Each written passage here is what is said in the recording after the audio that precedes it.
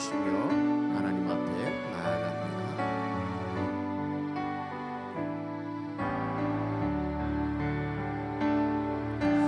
주님의 성령 지금 이곳에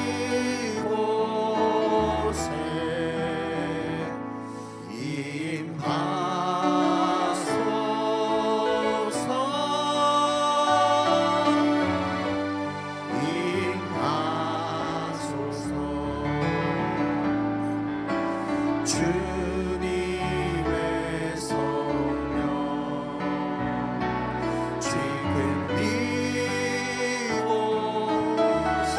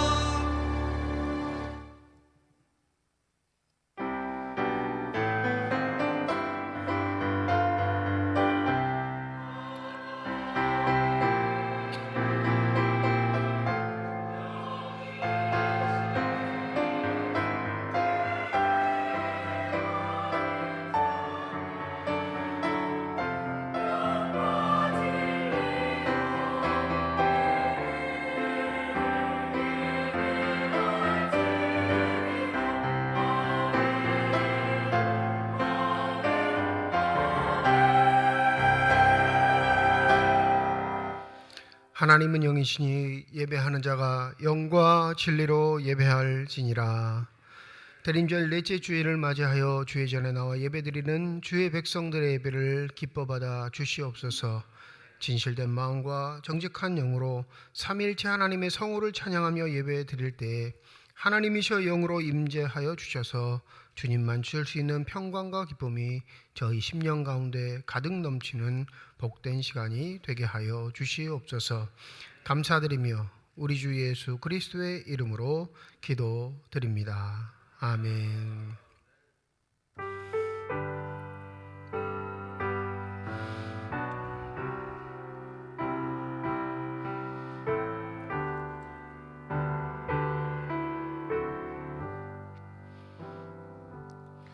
큰 영광 중에 계신 주 나 찬송합니다.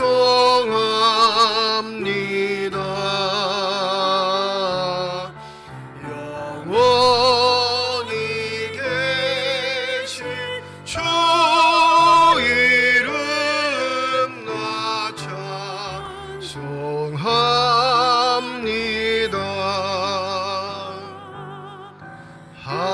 한없이 크신 능력을 나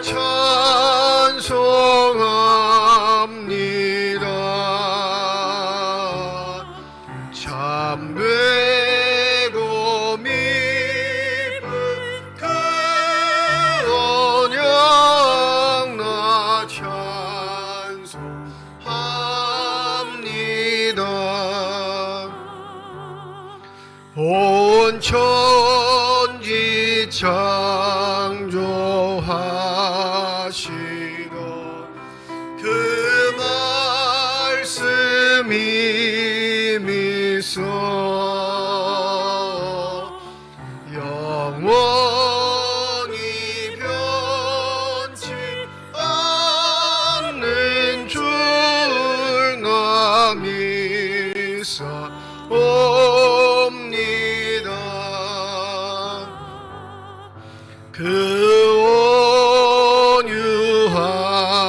하신 주음성 날 불러주시고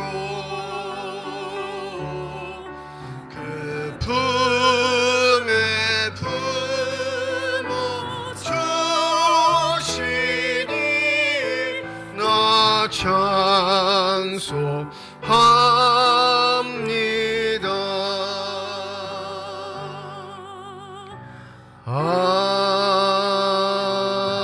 아멘. 나는 시온의 의가 빛같이 예루살렘의 구원이 횃불같이 나타나도록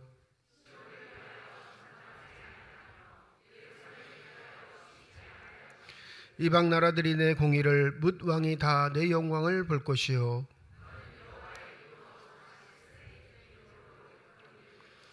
너는 또 여호와의 손에 아름다운 관 내 하나님의 손에 왕관이 될 것이라.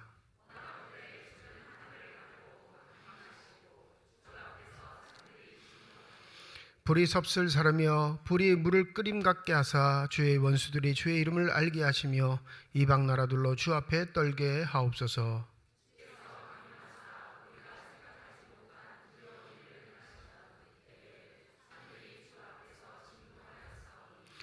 주 외에는 자기를 앙망하는 자를 위하여 이런 일을 행한 신을 옛부터 들은 자도 없고 귀로 들은 자도 없고 눈으로 본 자도 없었나이다. 아멘.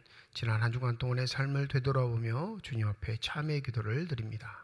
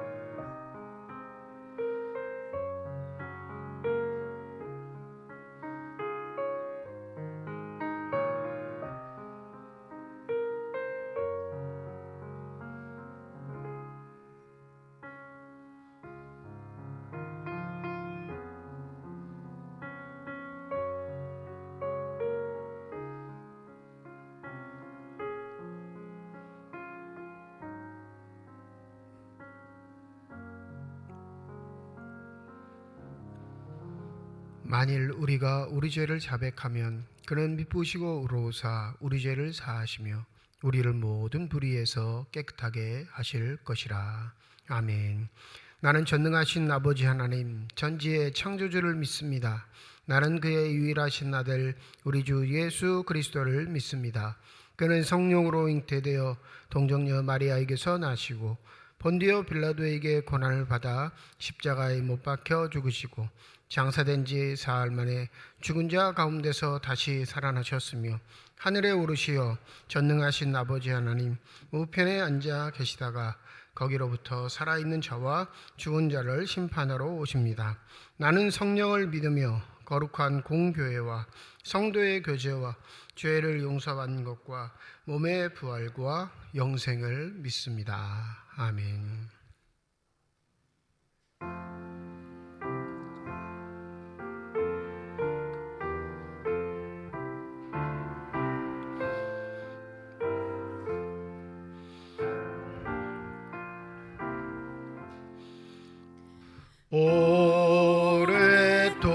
오랫동안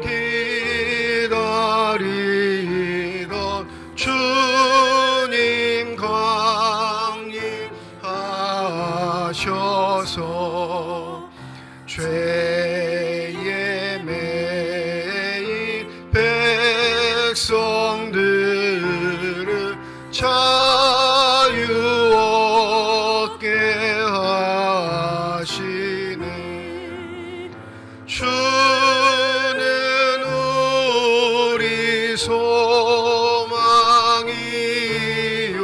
힘과 위로 되시니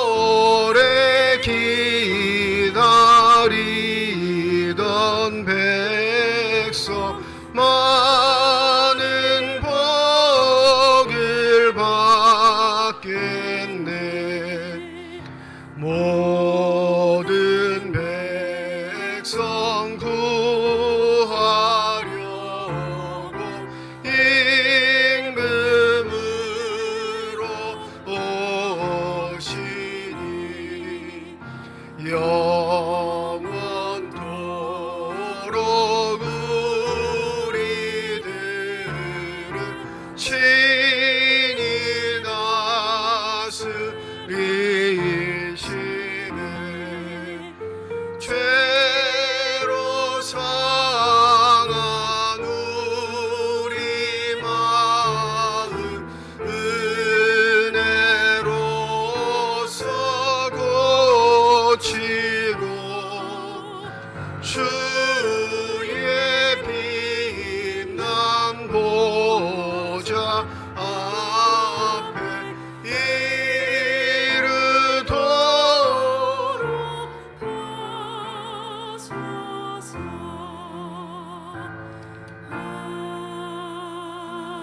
아멘.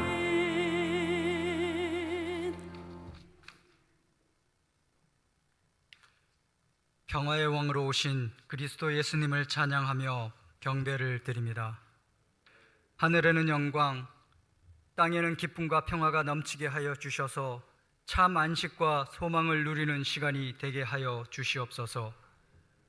하나님을 사모하는 우리들이 이 시간 예수님의 탄생을 기뻐하며 찬양과 기도로 하나님께 영광 올려드리는 복된 예배가 되게 하여 주시옵소서.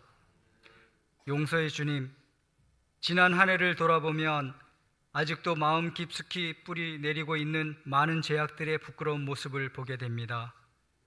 우리를 위하여 독생자 아들을 이 땅에 보내시어 믿음과 소망과 사랑과 또한 영생을 주셨음에도 우리의 연약함으로 인해 죄를 끊어내지 못하고 있음을 다시 한번 고백합니다.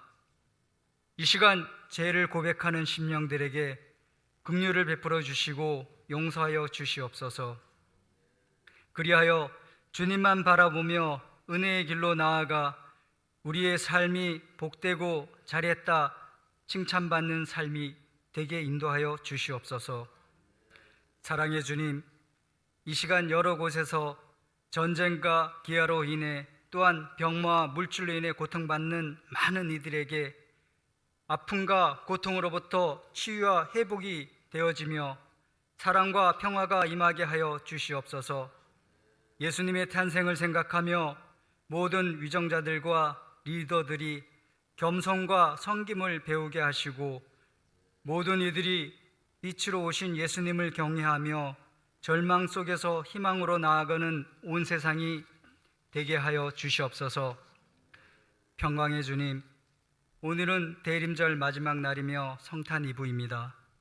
예수님의 탄생을 진심으로 기뻐하며 축하하는 우리들이 되게 하시고 교회 학교와 청장년에 이르기까지 모두 한 지체가 되게 하시어 삼척중앙교회가 하나님 나라 확장의 전진 기지가 되게 하시고 어렵고 고통받는 이웃들을 돌아보게 하셔서 주님의 은혜를 전하는 사명 감당하는 큰 믿음을 허락하여 주시옵소서.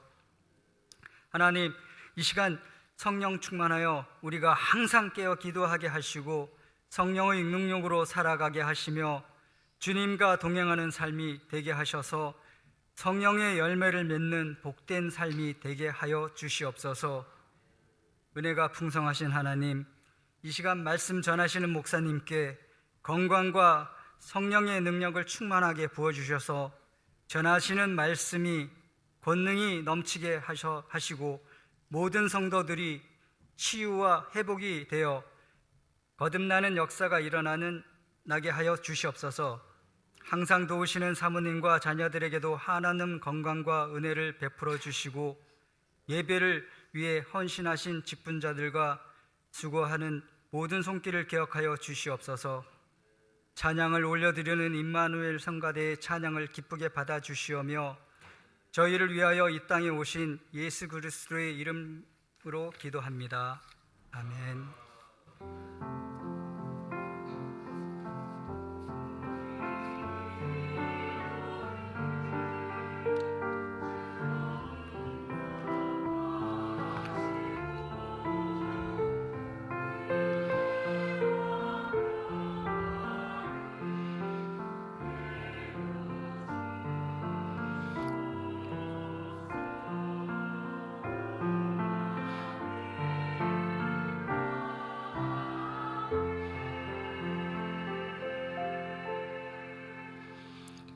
대림절 넷째 주일 우리에게 주신 하나님의 말씀입니다. 구약성경 시편 89편 19절에서 26절까지 말씀, 신약성경 누가복음 1장 26절에서 38절까지의 말씀입니다.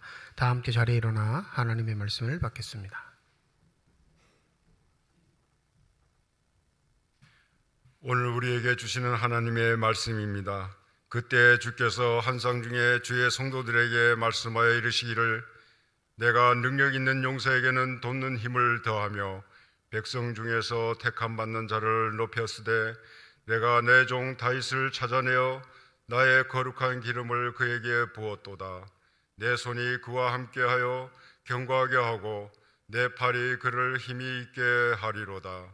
원수가 그에게서 강탈하지 못하며 악한 자가 그를 공고하게 못하리로다. 내가 그의 앞에서 그 대적들을 박멸하며 그를 미워하는 자들을 치려니와 나의 성실함과 인자함이 그와 함께하리니 내 이름으로 말미암아 그의 뿔이 높아지리로다. 내가 또 그의 손을 바다 위에 놓으며 오른손을 강들 위에 놓으리니 그가 내게 부르기를 주는 나의 아버지시요 나의 하나님이시요 나의 구원의 바위시라 하리로다. 아멘.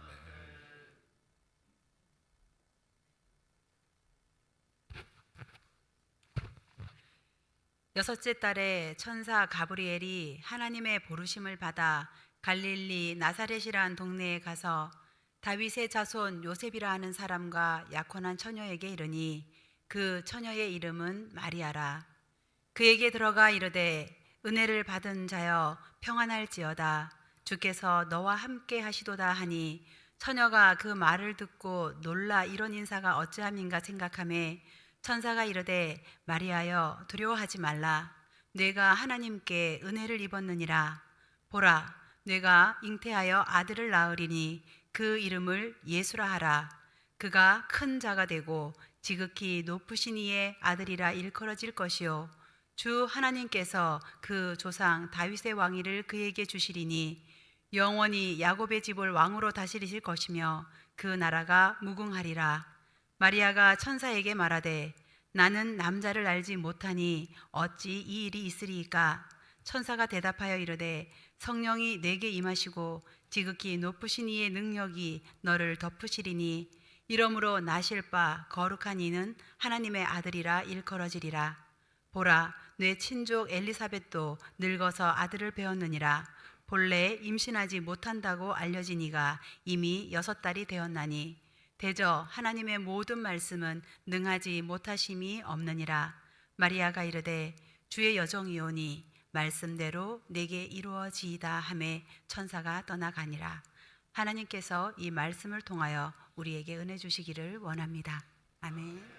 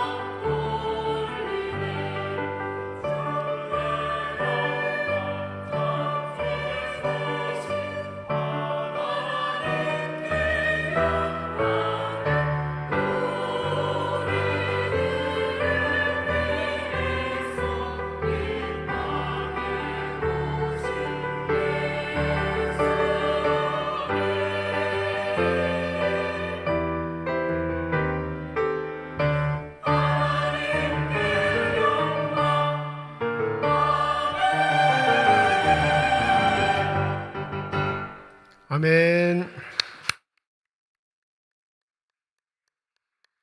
기도하겠습니다. 이 시간 우리들의 눈을 열어주시사 주 형상 바라보게 하여 주시옵시고 우리들의 귀를 열어주셔서 주 음성 듣게 하여 주시옵소서. 닫혀진 우리의 심령의 문이 성령의 은혜 가운데 활짝 열려지게 하여 주셔서 하나님 아버지 마음속에 품고 계시는 기쁨과 평안과 만족이 넘치는 복된 시간이 되게 하여 주시옵소서. 감사드리며 우리 주 예수 그리스도의 이름으로 기도드립니다. 아멘. 성경의 신약에 등장하는 이 복음서라는 명칭이 지금까지도 꽤나 많은 말썽을 일으키는 단어이긴 합니다. 그 이유는 이게 전기냐 전기가 아니냐라는 문제로서부터 이 복음서라는 서신의 양식이 과연 과거에도 있었던 것이냐의 다툼이 있기 때문에 그렇습니다. 그리스 로마 전기를 보면 가장 독특한 특징이 뭐냐면 전기의 주인공이 계속 이야기를 독점한다라는 데 있어요. 물론 전기의 주인공이니까 그렇기도 하겠지만 어떤 글의 양식과 비교해도 전기의 기본적인 특징은 뭐냐면 주인공에게 집중한다라는 이 방침이 그리스 로마 시대의 전기의 독특한 양식입니다. 그리스 로마 시대를 살았던 성서 시대의 저자들, 특별히 예수의 이야기를 기록했던 복음서 저자들도 그 영향을 무시할 수는 없었겠지요. 그래서 근래 학문에 있어서 이 복음서를 연구하는 주류 중에 한 가지가 뭐냐면 예수의 복음서 이야기는 예수의 전기다라고 주장하는 학자들이 등장합니다.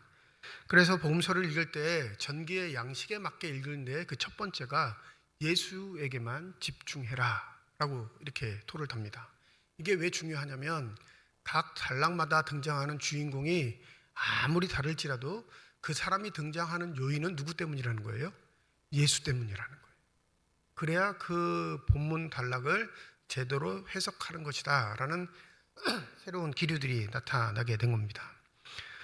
그 기조에 따르면 오늘 누가복음 1장 26절부터 38절에 등장하는 이야기를 해석학으로 적용한다면 이 본문의 주인공은 마리아일까요? 가브리엘 천사일까요? 예수일까요? 그래서 해석이 달라지는 거예요. 내가 어떤 해석의 사조를 받아들여 이 본문을 해석할까? 이 본문을 이해할까라고 하면 마리아도 아니고 가브리엘도 아니고 누가 주인공이라는 거예요? 예수가 주인공이라는 사실입니다. 오늘 본문의 시간은 바로 그 주류에 따라서 예수가 주인공인 본문의 이 단락의 의미를 한번 찾아보고 성탄을 기다리는 우리의 소망 가운데 하나님의 은혜가 미치시기를 주님의 이름으로 축원드립니다.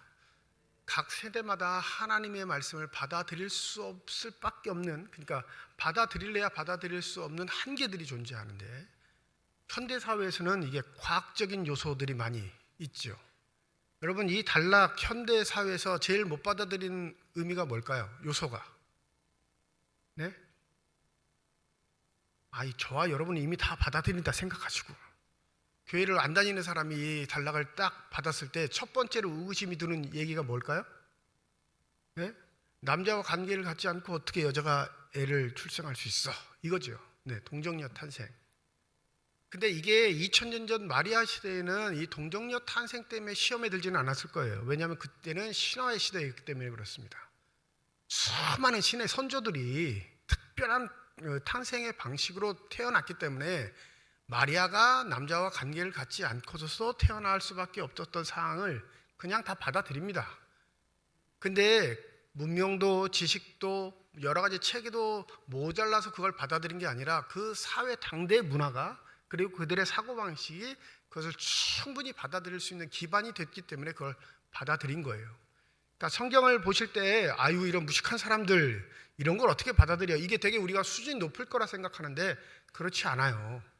그 당대에도 용납될 수 있는 세계관과 용납될 수 없는 세계관이 있었던 거죠. 우리 세대의 과학적인 상식으로는 이게 받아들일 수 없는 이야기가 왜냐하면 단 한 번도 우리의 현실에서 남자와 여자가 성관계를 맺지 않고 태어난 아이가 있다 없다? 있으면 데리고 와보세요 한번. 우리의 과학적, 특별히 생물학적 가치관으로는 이게 절대 이루어질 수 없는 일이기 때문에 이게 제동이 걸리고 한 가지 더 덧붙이면 만약에 태어난다 할지라도 마리아가 성령을 통해 임신했으면 태어난 아이는 딸이어야 할까요? 아들이어야 할까요?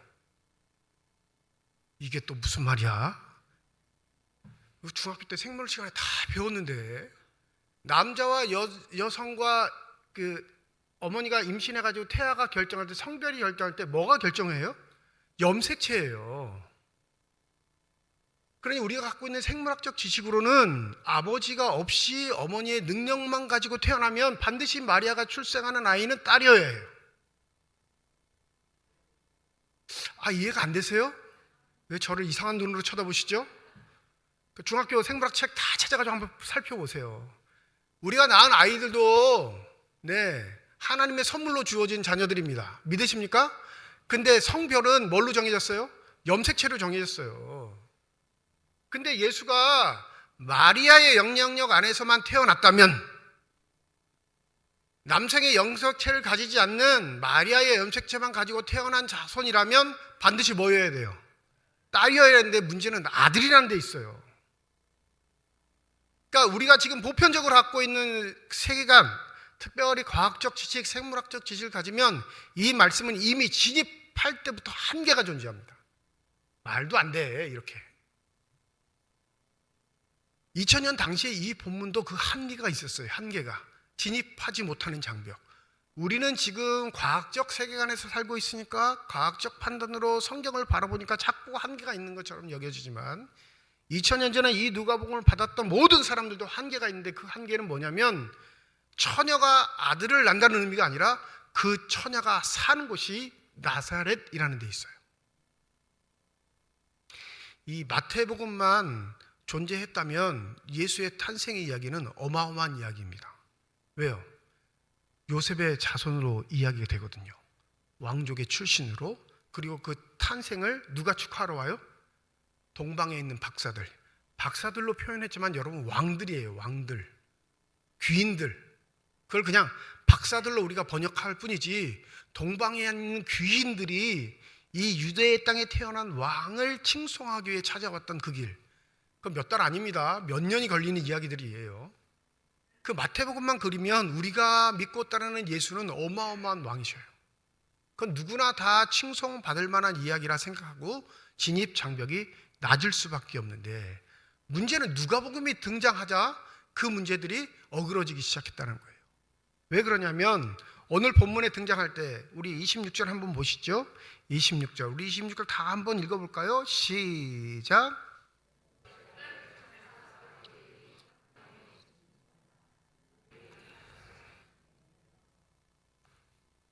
이 26절을 읽을 때 이 2000년 전에 이 글을 읽었던 모든 사람들은 당혹감을 감추지 못하는 단락이 어디에 등장하냐면 맨 마지막 단락, 갈릴리 나사렛이란 동네, 여기입니다. 천사 가브리엘이 하나님을 보내심을 받았다라는 건 하나님이 움직이셨다라는 거예요. 하나님이 의중에 세상에 알려졌는데, 그 세상에 알려진 의중의 동네가 어디냐면 갈릴리 나사렛.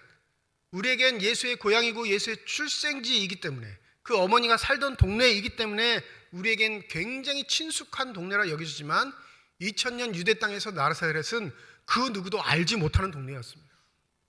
관심을 두지 않는 동네예요. 외면받는 동네.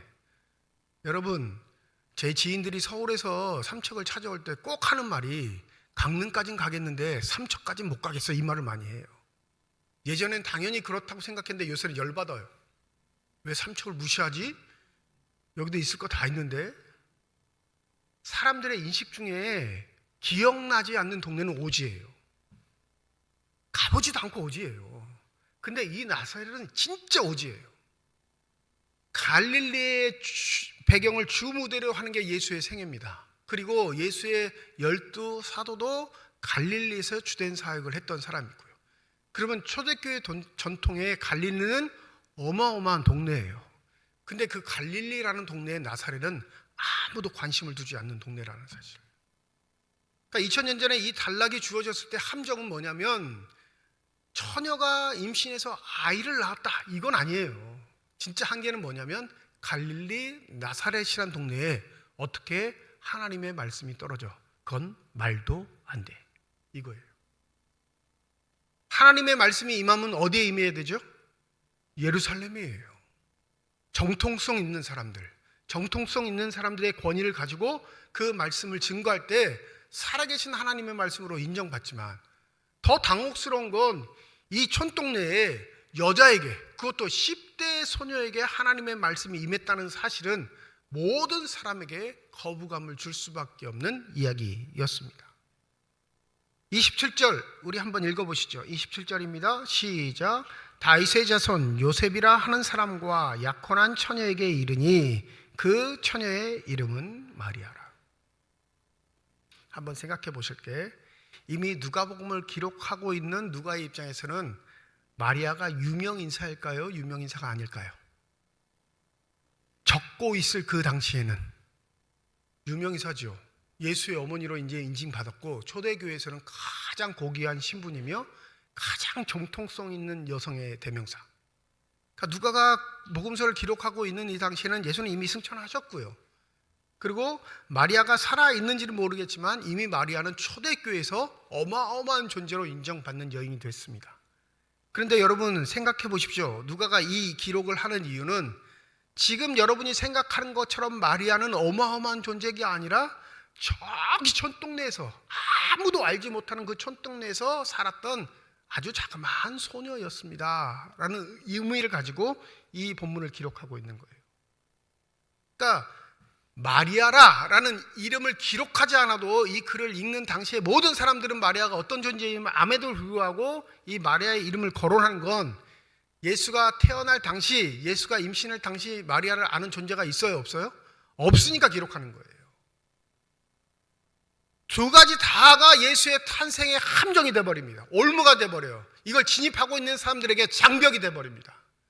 나사렛이란 동네도 장벽인데 그 동네에 사는 10대 소녀의 이름, 아무도 관심 없는 그 여자의 이름 마리아라 기록한 건 에이 말도 안 돼 라는 걸 연거푸 내 입에서 발설하게 하는 요인만 되는 것뿐이죠. 그런데 놀라운 건 28절에 있습니다. 천사가 마리아에게 이렇게 말하죠. 은혜를 받은 자여 평안할지어다. 주께서 너와 함께 하시도다. 여기 이 전체 단락의 포인트가 나오는데 무슨 동사냐면요, 받은 자여예요. 은혜를 받은 자여. 평안하다라는 인사는 헬라어에서 아주 통용되는 보편적인 인사 방법입니다. 평안하십니까? 평안하십니까? 이런 인사들은 우리가 지금 평상시에 쓰는 안녕하세요 이 말과 동일해요. 구약 전통의 평안의 인사는 뭐죠? 샬롬이에요. 히브리 사회에서는 샬롬이 이 헬라 사회에서 할 때는 평안이라는 단어를 써서 그냥 인사를 하는 거죠. 그러니까 은혜를 받은 자여 평안할지어다, 이 문장에서 평안할지어다는 보편적인 인사 방법이니까 전혀 놀랄 게 아닌데, 문제는 은혜를 받은 자여입니다. 은혜는 구약에도 등장해요. 예? 그죠? 헤세드라는 하나님의 사랑, 그걸 은혜로 표현하거든요. 이 은혜의 원래 뜻이 뭔지 아시죠? 선물이에요. 근데 이 선물을 주는 자가 의지가 강해서 받는 자가 그 선물을 받을 만한 자격이 되지 않음에도 그 선물을 수여할 때 그걸 뭐라고 해요? 은혜라고 얘기를 하는 거예요.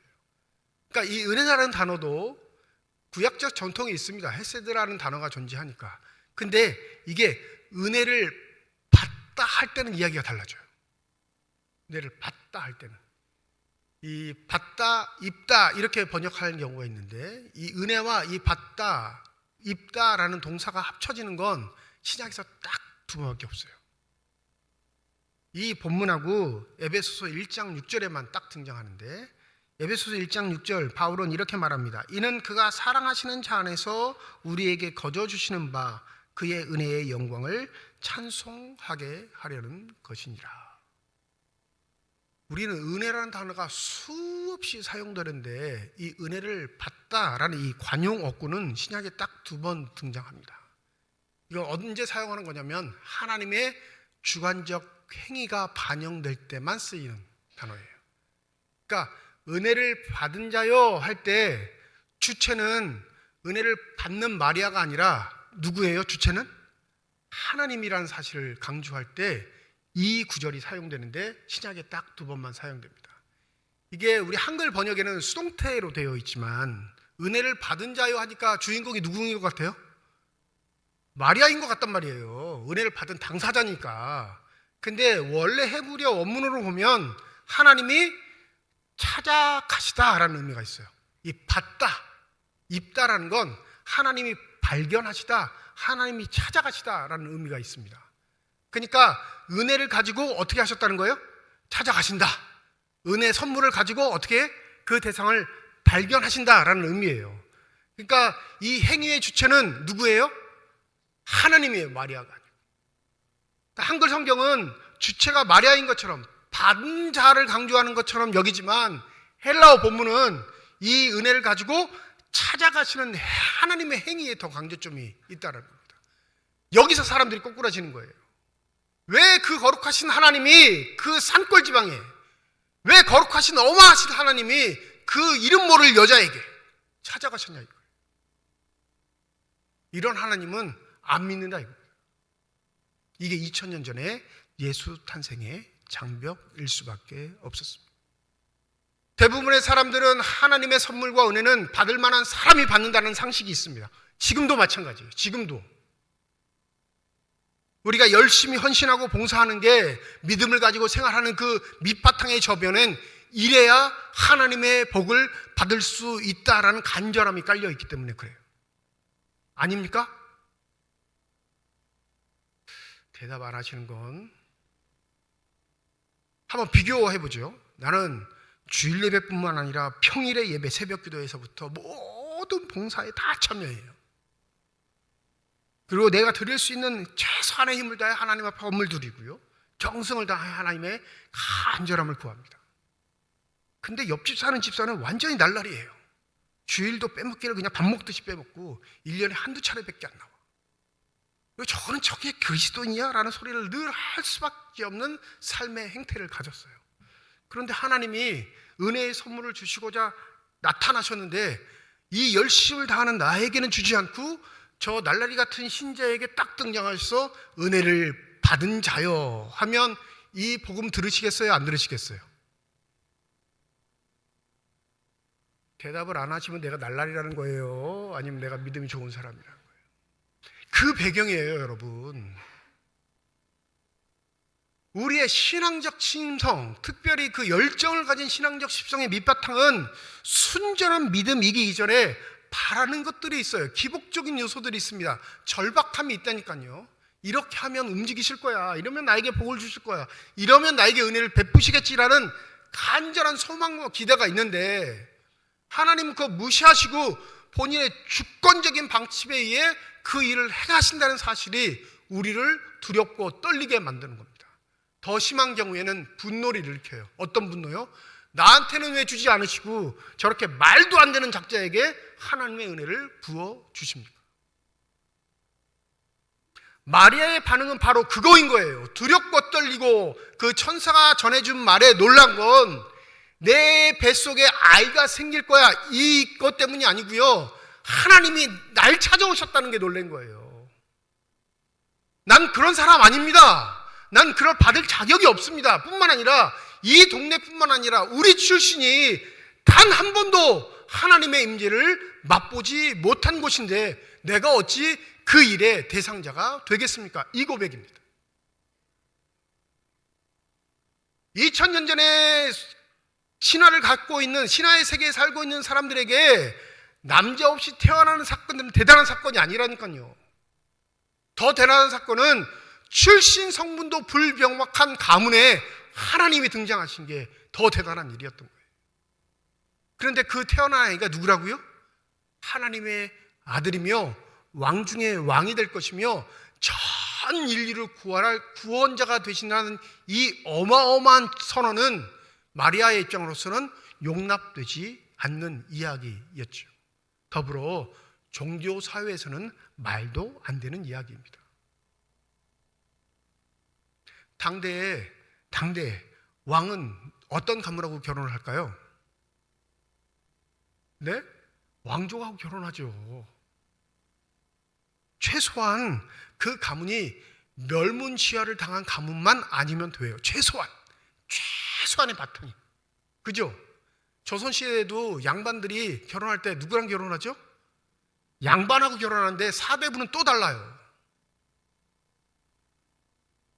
멸문지하를 겪은 사대부들은 늘 언제나 혼인 정책에서 배제되는 사람들입니다. 멸문지하를 당했다는 건 뭐예요? 왕에게 저주를 받았다는 거거든요. 그러니까 자기가 사대부의 전통이 있을지라도 그 가문이 사는 배경이 이렇다라고 자랑할 수 없으면 결코 왕족하고는 혼인을 할 수 없는데, 마리아는요 산골이고요 그 족보를 알 수 없는 여인. 근데 요셉은 다윗의 자손이라 나온단 말이에요. 한번 생각해 보세요. 상식적으로 요셉이 이 마리아와 정혼한 건 요셉의 의지였을까요? 그 부모님의 의지였을까요? 여러분, 부모님 때문에 결혼하는 거예요. 지금 상식으로 요셉과 마리아가 눈이 맞아서 결혼하는, 이건 완전히 상식에 벗어난 이야기. 우리나라 100년 전만 해도 서로 얼굴 못 보고 결혼한 사람이 부주기서였습니다. 여러분, 할아버지 할머니한테 가서 물어보세요. 할아버지 할머니 혹시 서로 얼굴 보고 결혼하셨어요? 아니, 부모님이 그냥 결혼하라니까 결혼한 거예요. 그러니까 요즘 젊은 세대, 저희 세대도 마찬가지죠. 어르신 할아버지 할머니들이 얘기하신 것 중에 제일 기분 나쁜 게 뭐예요? 살다 보면 다 사랑하게 돼. 아무도 이해를 못 하시는 것 같은데 2000년 전엔 더 했을 거 아니에요. 그죠? 그런데 요셉의 가문이 마리아라는 여인을 혼인할 수 있는 정혼자로 선택한 건, 요셉의 가문도 어떤 건 거예요? 질이 멸렬한 거예요. 다윗의 가문이지만 내세울 게 하나도 없는 가문, 좁고만 다윗의 자손. 그러니 2000년 전에 이 단락은 모든 하나님에 대한 기대를 품고 있는 믿음의 사람들에게는 절망적인 이야기일 수밖에 없어요. 말이 돼 이게? 하나님이 갈 데가 없어서 거길 찾아갔다고? 안 믿겨져 나는. 하나님이 그 이스라엘 땅에 갈 곳이 없어서 나사렛이라는 동네에 이 10대 소녀에게가, 그건 하나님의 역사가 아닐 거야. 못 믿어. 안 돼. 안 믿겨져. 이게 2000년 전의 함정이었습니다. 그런데 굳이 누가가 이 단락을 복음서에 기록한 이유는 바로 그 함정을 넘어서게 하시는 분이 누구라는 거예요? 하나님이시라는 걸 나타내기 위함입니다. 우리가 구주로 따르는, 우리가 만왕의 왕이라고 여기는, 우리가 가장 존귀한 분이라고 여기는 예수의 출생은 이렇게 미미했습니다. 이렇게 보잘것없었고 이렇게 하찮은 존재로밖에 태어날 수 없었던 하나님의 의지가 있으셨는데, 그 의지는 단 한 가지, 가난한 자에게도 하나님의 은혜는 여전히 비추고 있다는 사실을 예수의 출생에서 나타내기 위함이십니다. 그러니 성탄을 맞이하는 우리의 삶의 자세, 특별히 교회의 태도들을 점검해 볼 필요가 있습니다. 여러분, 2000년 전에 나사렛이라는 동네에 찾아가셔서 하나님의 뜻이 바로 그곳을 통해 하나님의 아들 예수가 태어나실 것을 선언하셨다면, 여전히 지금도 하나님은 소외되고 외롭고 하찮은 곳에 시선을 두고 계시지 않을까 우리가 생각해야 한다는 거죠. 우리가 잘함이, 우리의 능력과 우리의 열심이 하나님의 은혜를 동반하는 것 아니고, 하나님의 은혜는 하나님의 주권, 그분의 의지에 달렸다는 사실을 망각해서는 안 됩니다. 그러니 될 수 있으면 우리가 하기 싫은 일에 열심을 다해야 돼요. 우리가 하기 싫은 일이 대표적인 뭐죠? 우리의 이름이 나지 않는 거, 우리의 자랑이 드러나지 않는 거, 사람들은 외면하고 하찮아하는 그곳에 우리의 시선이 늘 가 있는 것, 그것이 성탄을 맞이하는 우리의 삶의 자세가 되어야 할 줄 믿습니다. 예수께서 장성에서 누가복음 4장에 보면 회당에 가서 어른으로서 이제 율법서를 딱 펼치시고 읽는 구절이 등장하는데, 이사야 말씀을 읽으세요. 누가복음 4장 17절에 선지자 이사야의 글을 드리거늘 책을 펴서 이렇게 기록된 데를 찾으시니 곧 주의 성령이 내게 임하셨으니 이는 가난한 자에게 복음을 전하게 하시고 내게 기름을 부으시고 나를 보내사 포로된 자에게 자유를, 눈먼 자에게 다시 보게 함을 전파하며 눌린 자를 자유롭게 하고 주의 은혜의 해를 전파하게 하려 하심이라 하였더라. 그리고 뭐라고 하시냐면, 이 말씀이 너의 귀에 응하였느니라. 야, 너희들에게 들린 이 말씀이 실현됐어. 나 여기 있잖아. 이 말씀. 수백 년 전 이사야를 통해 전하셨던 이 가난한 자에게 전해지는 은혜의 복음이 누구에게를 통해 이루어졌다? 나 예수를 통해 너희들의 삶에 이루어졌느니라 선언하셔요. 회당에서 기뻐 날뛰었을까요? 예수를 의구심 있게 쳐다봤을까요? 예수를 의구심 있게 쳐다봤죠. 아무도 아멘 하지 않았습니다. 왜요? 그들이 듣고 싶어 하던 말씀이 아니었거든요. 그래서 이 마리아의 수태고지, 특별히 누가복음에 등장하는 이 이야기는 마리아의 순종, 마리아의 헌신, 마리아의 열심이 주제의 본문이 아니라 뭐가 주제예요? 하나님이 그에게 은혜를 끼치셨다라는 게 주제일 수밖에 없습니다. 여러분, 예수의 출생이 이러했다 말하는 건 예수가 금수저가 아닌 흙수저로 사셨다라는 걸 강조하기 위함입니다. 하나님의 왕, 하나님의 아들, 왕 중의 왕이신 그분이 출생부터 죽을 때까지 수없는 가난과 모욕과 질시와 압박, 또 죽음도 불안과 염려를 뛰어넘는 저주받은 죽음일 수밖에 없었던 이 인생을 사셨던 예수가 당신의 구원자라는 사실을 여러분이 믿게 된다면 그건 여러분의 의지와 뜻이 아닌 하나님이 여러분에게 은혜를 주셨다는 사실이 될 겁니다. 이걸 누가는 강조하고 있는 거예요. 의젓하게 앉아 예배드리지만 우리의 마음속에 여전히 내 열심과 내 의지가, 내 믿음의 결단이 지금의 삶을 이끌어 왔다라고 생각하면 여러분 여전히 은혜를 모르는 사람이에요.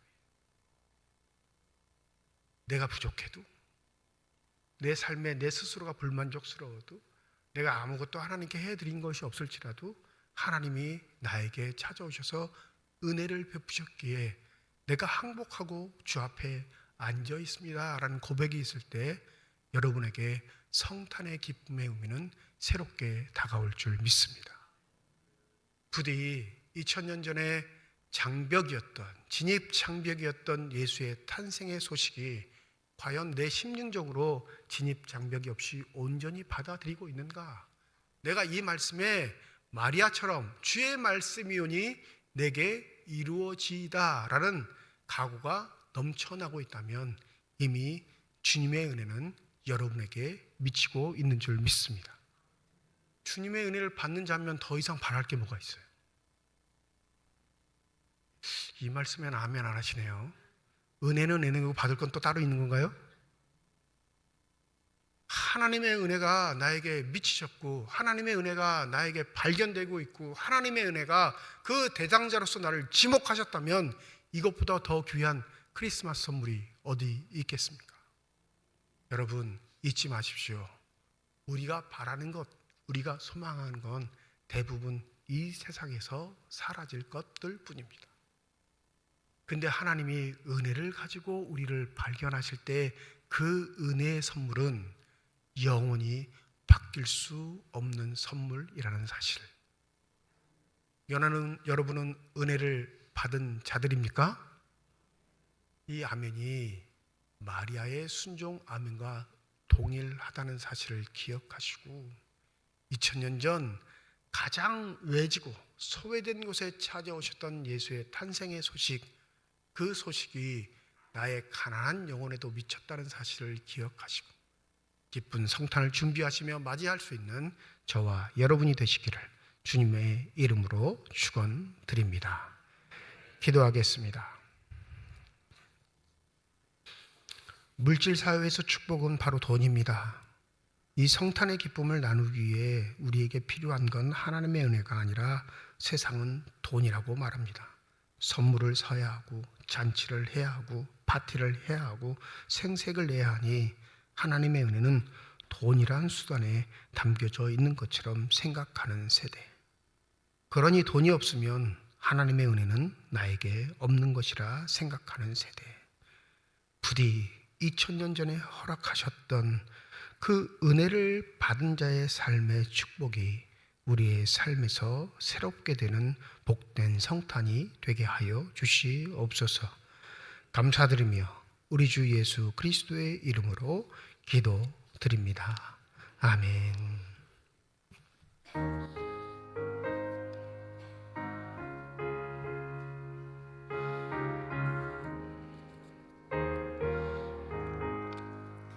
내 영혼이 은총입어 중한 죄짐 걷고 보니 슬픔 많은 이 세상도 천국으로 하하도나 할렐루야 찬양하세.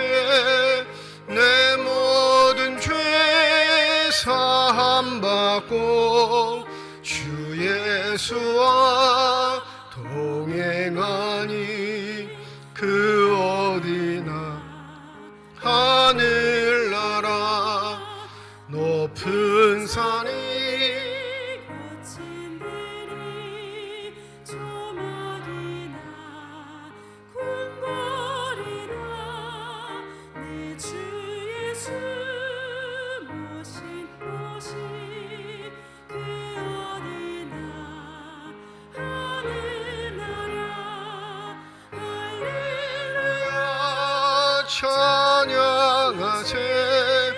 내 모든 죄 사함 받고 주 예수와 동행하니 그 어디나 하늘나라. 방만기 안수집사님 가정에서 건축 헌금 드리셨습니다. 하나님 아버지 은혜와 사랑을 진심으로 감사드립니다. 대림절 네 번째 주일을 맞이하며 주의 전에 나오게 하여 주시고 나올 때 빈손으로 나오지 아니하고 주 앞에 드릴 수 있는 예물 있게 하심을 감사드립니다. 이 예물 드리는 손길 주께서 기억하시오니 삶의 자리에서 복을 허락하여 주실 때 늘 성령의 충만함 더하여 주시옵시고 온전한 마음과 심령으로 주님을 사랑하며 살아갈 수 있는 복된 삶들이 되게 하여 주시옵소서. 이 예물이 쓰여지는 곳 하나님의 사랑이 널리 증거되게 하시고 하나님의 이름으로 심겨지고 나누게 될 때 아름답고 복된 열매들이 가득 맺혀질 수 있는 귀한 예물만이 되게 하여 주시옵소서. 우리의 기도에 응답하시는 하나님, 우리와 함께 하시겠다 약속하시는 하나님, 우리의 삶의 자리에서 늘 우리와 동행하여 주시옵소서. 때때로 우리의 기대에 맞지 않게 다가오는 삶의 여러 가지 어려운 환경들로 인하여 우리가 절망하거나 좌절하지 않도록 성령의 은혜를 더하여 주시옵시고 언제든지 우리의 손을 잡아 일으켜 세우시사 하나님의 나라를 소망하며 아름답게 살아갈 수 있는 믿음의 사람들만이 되게 하여 주시옵소서. 주의 몸된 길 위해 수고하고 애쓰는 많은 일꾼들이 있습니다. 보이는 곳에서 보이지 않는 곳에서 수고하는 헌신들을 주님께서 하시오니 주여 우리들의 열심과 열망들이 교만이 되지 않도록 성령의 은혜를 더하실 때 늘 겸손하게 하시고 온전한 마음으로 주를 바라볼 수 있는 믿음의 사람들로 인정받게 하여 주시옵소서. 임마누엘 찬양들을 비롯한 예배위원들, 교회 학교 교사를 비롯한 모든 재직회 부서들을 축복하여 주셔서 주님의 뜻 안에서 우리 삼척중앙교회가 더욱더 든든히 서갈 수 있는 복된 교회가 되게 하여 주시옵소서.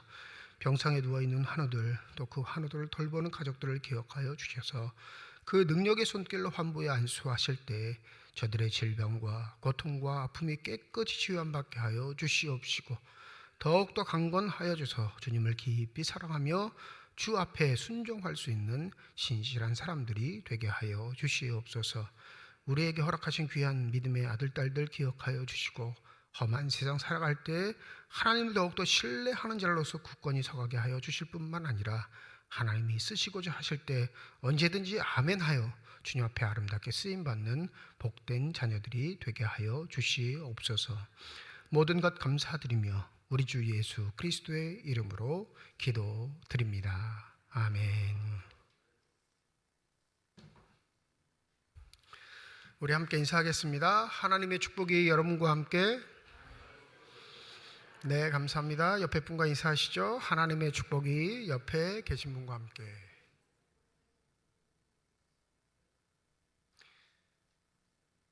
오늘 대림절 넷째 주일로 지키는 주일이고요. 1부, 2부 예배로 모입니다.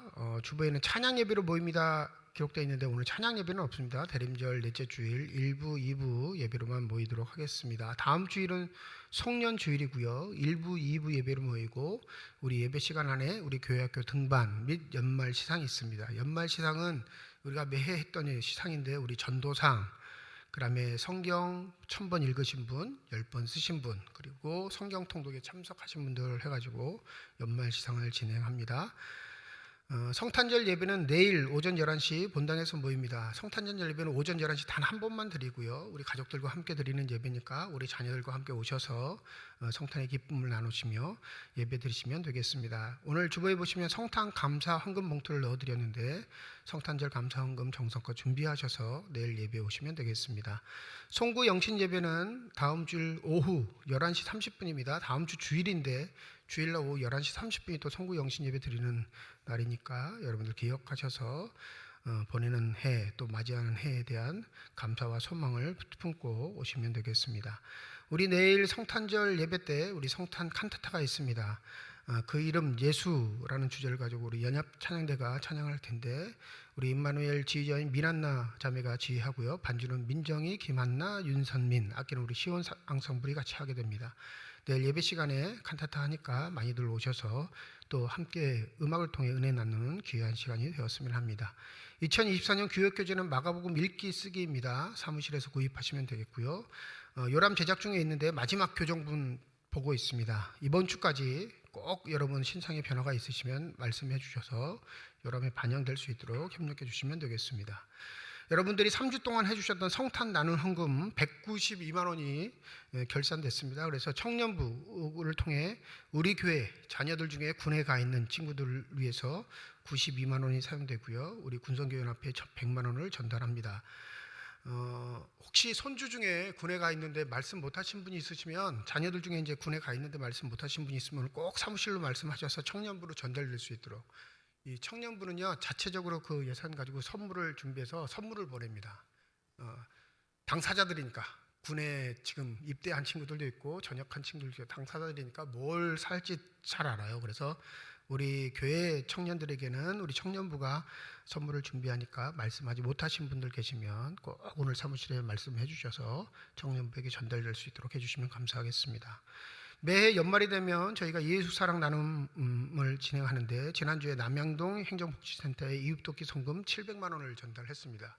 이 돈은 여러분들이 성탄절 헌금, 절기 헌금 하는 것 중에 일부를 우리 이웃을 위해 사용하는 겁니다. 그러니까 내일 헌금하시는 그 헌금을 미리 지급한 거예요. 그래서 원래는 감사하게도 200만 원이 더 상향됐는데 이건 지난해 1년 동안 여러분이 중식 때 조금씩 그 중식감 내주신 거하고 안수집사에서 또 찬조를 하셨습니다. 그래서 200만 원을 보태서 올해는 700만 원을 우리 행정복지센터에 전달했습니다. 성경책 낡으셔서 겉표지 리폼하기 원하시는 분들은 사무실에 신청하시고 성경책하고 그 리폼 되게 15,000원을 내시면 됩니다. 기억하셔서 신청해 주시고 금요 기도의 설문지 로비에 준비되어 있습니다. 금요 기도회를 통해 우리가 좀 기도의 힘을 얻기 위해서 새롭게 정비하고 있는데 설문지 꼭 작성하셔서 우리 연말까지 꼭 내주시면 감사하겠습니다. 이제 다 함께 자리에 일어나셔서 결단 찬양 하나님께 드립니다.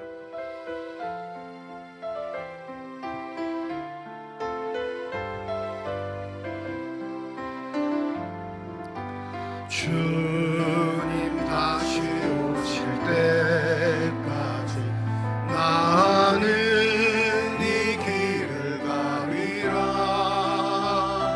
좁은 길 나의 십자가 지고 나의 다른 이 길 끝에서 나는 주님을 보리라. 영광의 내 주님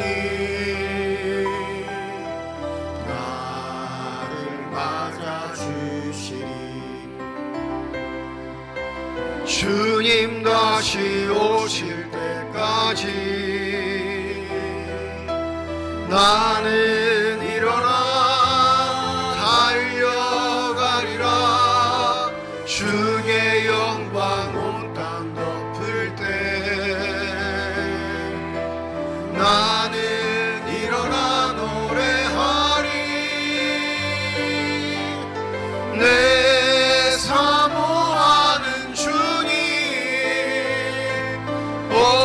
세상 구주시라 내 사모하는 주님 영광의 왕이시라